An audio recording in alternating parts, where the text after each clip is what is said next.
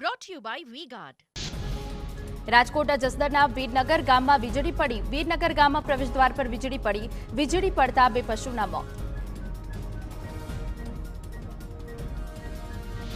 અરવલ્લીના માલપુરના જીતપુર ગામે વીજળી પડતા યુવકનું મોત. બાઇક પર ઘરે પરત ફરતી વખતે વીજળી પડી. બાઇક પર સવાર મહિલાને ઈજા પહોંચી. રાજકોટના શહેરીજનોએ નહીં કરવો પડે પાણી કાપનો સામનો. પાણીનો જથ્થો પૂરતા પ્રમાણમાં હોવાની મહાનગરપાલિકા કમિશનરે આપી દરપત. સૌની યોજના થકી આજી અને ન્યારી ડેમોમાં પાણીનો જથ્થો અનામત. ચોમાસા સુધી પાણી વાપરી શકાશે.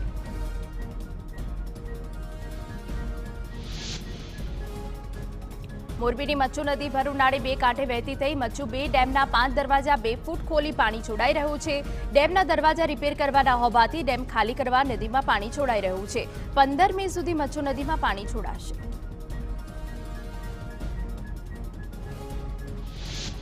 ડાંગમાં રવિવારે પડેલા કમોસમી વરસાદથી ખેડૂતોને મોઢે આવેલો કોળિયો છીનવાયો. વાવાઝોડા અને બરફના કરા સાથે વરસાદ થતા કૃષિ પાકોમાં નુકસાન. આંબા પરથી કેરીઓ ખરી ગઈ, જ્યારે બરફના કારણે કેરી પર ડાઘ લાગી જતા પાક નિષ્ફળ ગયો. ડાંગની ડુંગરાળ જમીનની કેરીની માર્કેટમાં માંગ હોય છે. નવસારીના વાંસદા તાલુકામાં કરા સાથે વરસાદ પડતા પાકને મોટા પાયે નુકસાન. કેરી તથા ડાંગરના પાકને મોટું નુકસાન પહોંચ્યું હોવાની આશંકા. ભારે પવન ફૂંકાતા આંબા પરની કેરી ખરી પડતા ખેડૂતોને નુકસાન.